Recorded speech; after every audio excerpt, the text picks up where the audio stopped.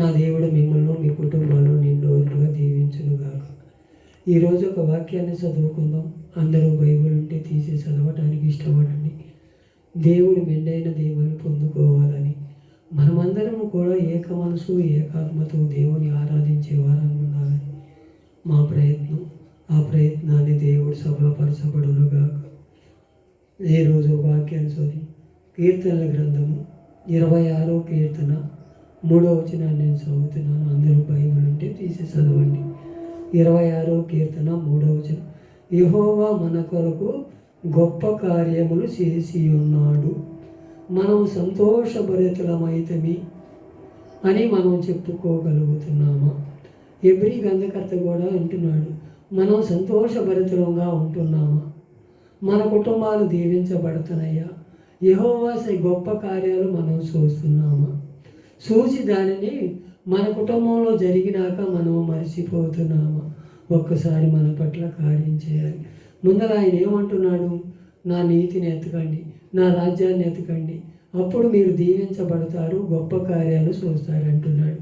మనం ఒక్కొక్కసారి ఎలా ఉంటున్నామంటే మన ప్రయత్నం మనం చేస్తున్నాం, మన ఆలోచన మనం చేస్తున్నాం. మన కుటుంబం దీవించబడాలంటే ఎట్లా దీవించబడుతుంది? దేవునిలో మనం ఆయన చేసే గొప్ప కార్యాల కోసం చూడాలి. ఆయన మన కోసం దాచి ఉంచిన మేలులు చూడాలి. నిన్ను నన్ను కూడా తల్లి గర్భంలో రూపించుకుని నీ మీద ఒక ప్రణాళిక, నా మీద ఒక ప్రణాళిక ఉంచున్నాడు. ఆ ప్రణాళికను మనం ఎలా పాటించాలనేది దేవుని ఎదుట మనం ఒప్పుకుంటే దేవుడే బయలుపరుస్తాడు. మనం అలా చేయటంలా నా సొంత నిర్ణయం చేసుకుంటున్నాను, నాకే తెలుసు, నేనే గంత, నాకెందుకులే అనే ఆలోచనలో మనం ఉంటున్నామేమో. ఒకసారి మనం యెహోవా మన కొరకు గొప్ప కార్యాలు చేస్తానికి ఇష్టపడుతున్నాడు. ఆ గొప్ప కార్యాలు ఏంటో మనం కొన్ని తెలుసుకోవాలి. ఈరోజు నీ పట్ల నా పట్ల నిన్ను నాను సజీవులుగా ఉన్నామంటే ఆయన కృపలేనిదే మనం సజీవులుగా ఉన్నామా? ఈరోజు చూడనటువంటి వారు ఎంతోమంది ఉన్నారు. అయినా సరే నువ్వు అందగాడవను, నేను అందగాడను కాదు కదా. ఆయన మనం ఐశ్వర్యవంతులనో బలవంతులనో అంత జ్ఞానవంతులనో కాదు కదా. ఆయన ఉచితమైన కృపను బట్టి నీ పట్ల గొప్ప కార్యాలు చేయాలని దేవుడు ఆలోచన చేస్తుంటే ఆ ఆలోచనను మనం పెడదారి పట్టిస్తున్నామేమో. మన కుటుంబాలు దీవించబడలేకపోవటానికి కారణమేమో. తల్లి ఒక పక్కన, పిల్లలు ఒక పక్కన, ప్రతి కుటుంబం కూడా చెడు వ్యసనాలకు బానిసలైపోయి చెడు ఆలోచనలోనే ఉంటున్నారు. కానీ ఆయన చేసే గొప్ప కార్యాలు చూడటానికి ఇష్టపడతలా. ఎందుమూలనంటే మన అవిధేయతను బట్టి, మన అహంకారాన్ని బట్టి, మన ఆలోచన బట్టి దేవుని ఎదుట మనం నిలవలేని స్థితిలో ఉంటున్నాం. అలా వద్దంటున్నాడు దేవుడు. గొప్ప కార్యాలు నేను చేస్తాను, మీరు సంతోషంగా ఉండండి అంటున్నాడు. మనం ఉండగలుగుతున్నాము లేదో ఒక్కసారి మన హృదయాలు పరిశోధించుకుందాం. అలాగే మళ్ళీ ఎబ్రీ గ్రంథకర్త 4వ అధ్యాయము 14. ఆకాశ మండలము గుండా వెళ్ళిన దేవుని కుమారుడైన యేసు అను గొప్ప ప్రధాన యాజకుడు మనకున్నాడు కనుక మనము ఆయన ఒప్పుకొని దానిని గట్టిగా చేపట్టుదమంట. ఆకాశ మండలం అంట. మహాకాశాల మధ్య మేఘాలు జడవై మన కోసం దిగి వచ్చి 33 సంవత్సరాలు మన కోసం శిలువయాగం మరణించి నీ పట్ల నా పట్ల గొప్ప కార్యాలు చేయాలని ఆలోచనతో మన దగ్గరికి వచ్చాడు. మనం దానిని ఆచరిస్తున్నామే కానీ నామకార్థంగా దాన్ని పాటించలేకపోతున్నామేమో. ఒకసారి మన హృదయాలు పరిశోధన. దేవుని కుమారుడు అంట యేసు అని గొప్ప మన యాజకుడు మన పక్కన ఉన్నాడని మనం తెలుసుకోలేకపోతున్నాం. అమ్మో నా కుటుంబం ఆ పెద్దది, నా కుటుంబంలోన నేనా అనే ఆలోచనలోనే ఉండిపోతున్నామే తప్ప దేవుడు మన కోసం గొప్ప ప్రధాన యాజకుడు మనకు ఉన్నాడు. మన సమస్యలన్నీ ఆయన ఎదుట పెట్టి మోకరించి ప్రార్థన చేయగలిగితే మన పట్ల కార్యం చేయాలని ఆశపడుతున్నాడు. మీరందరూ సంతోషభరితులై ఉండండి, సంతోషంగా మీ కుటుంబాన్ని జీవనం సాగించుకోండి. ఇదిగో నా మాట వినండి, మీ పట్ల గొప్ప కార్యములు చేస్తానని దేవుడు పదే పదే సేవకుల నోట పలికిస్తుంటే ఆ మాటలు విని ఒక చెవితో విని ఒక చెవితో వదిలేస్తున్నాం. మన జీవితాలు ఇంకా కట్టబడాలిపోవటానికి కారణాలు ఇవే. మన జీవితాలు చిన్నాభిన్నమైపోవటానికి కారణాలు ఇవే. మనం కొన్ని కార్యాలు తెలుసుకోవాలి. ఈరోజు ఆకాశ మండలం అంట మేఘాలోజుడై మన పక్షాన యజ్ఞమాడటానికి వచ్చిన మన యేసయ్య ఎదుట మనం ఒప్పుకుందాం. దావీదు కుమారుడా, నన్ను దాటిపోవద్దయ్యా, ఈ పాపపు ఊపిలోంచి నన్ను లేవనెత్తయ్యా.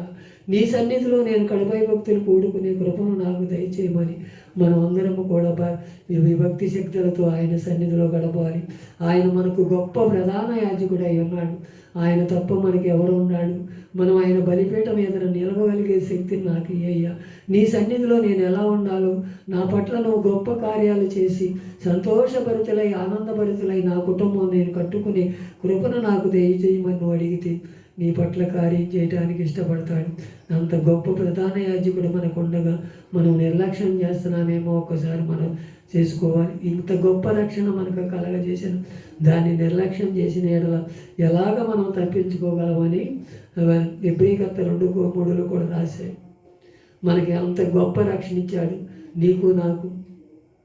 ఆయన ఉచితమైన కృపను, ఆయన ఉచితమైన మార్గాన్ని, ఆయన ఉచితమైన మన సంకల్పాన్ని నెరవేర్చడానికి ఇంత గొప్ప రక్షణ ఇచ్చిన ప్రధాన యాజకుడు మనకు ఉండగా మనకు దిగులేలా అని మనం కొన్ని విషయాలలో నిర్లక్ష్యపడతాము.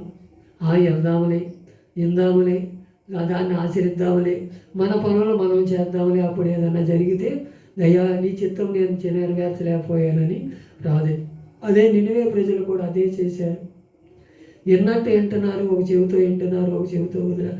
అందుకే యోనా గారు కూడా తప్పించుకొని తిరిగి సేవకుళ్ళగా ఆయన చేయలేక మళ్ళీ సేవకుని దేవుని పట్టుకొని వాళ్ళని నడిపించాడు.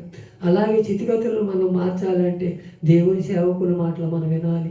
దేవుని సన్నిధిలో మనం ఏమి చేస్తున్నామో, ఎలా నడుస్తున్నామో, కొన్ని హెచ్చరిక మాటలు ఉంటాయి, కొన్ని సరిదిద్దుకునే మాటలు ఉంటాయి. మన కుటుంబాలు అవి ఆశీర్వాదకరంగా మార్చబడాలంటే ఆయనతో మనము ఈ గొప్ప నిర్లక్ష్యం చేసిన రక్షణ నిర్లక్ష్యం చేస్తున్నామే. మన హృదయాలు పరిశోధించుకొని మనం ముందుకు నడుద్దాం. అదే యెషయా గ్రంథము 54:7 కూడా నిమిషం మాత్రం నిన్ను విసర్జించని గొప్ప వార్చలతో నన్ను సమకూర్చదు. ఆయన మనల్నంట నిమిషమేనంట, ఒక నిమిషం శిక్షిస్తాడంట. తర్వాత కరుణా సంపన్నుడు, దయగలవాడు, మన పట్ల కార్యం చేయాలని మనమేదో గొప్ప పండితులు మనో కాదు, గొప్ప వేదాంతులు మనో కాదు. మనం ఆయన వెళ్తట మనం తప్పు ఒప్పుకొని, అయ్యా నేను పాపిని, నన్ను క్షమించయ్యా, నేను ఇంక మీదట నేను పాపం చేయనని ఒక తీర్మానం చేసుకోగలిగితే ఆయన వాత్సల్యత, ఆయన గొప్ప వాత్సల్యత నిన్ను సమకూర్చేదనని నేను వాగ్దానం చేస్తున్నాను అంటున్నాడు. మనం అలా ఉంటున్నామా? అయ్యా యెహోవా కొరకు గొప్ప కార్యాలు చేసిన వాడా, అయ్యా మన పట్ల సంతోషభరితంగా ఉండాలని, మన కుటుంబం దీవించబడాలని ఆయన చేసిన ప్రయత్నం మనం ఉచితంగా పొందితిమి, ఉచితంగా దానిని ఆస్వాదించుకునే కృపను నాకు దయచేయ్యా.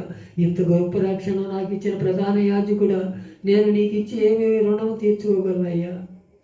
నా హృదయం అనే దేవాలయంలో నివసించడానికి నేను అయ్యా అర్హునో కాదు. ఒకసారి నా హృదయాన్ని పరిశోధించి ఈ రాత్రికాల సమయంలో గొప్ప కార్యాలు నా పట్ల చెయ్యని ఒక తీర్మానం చేసుకొని, అయ్యా గొప్ప ప్రధాన యాజకుడు మా మధ్యన ఉన్నాడని మేము తెలుసుకొని, అయ్యా నిత్యరాజ్యంలో మేము అడిగిపెట్టే కృపను మాకు దయచేయమని ఎంతమంది అయితే తీర్మానం చేసుకుంటారు, ఆయన దేవుని యొక్క గొప్ప కార్యాలు మనం చూడగలుగుతాం.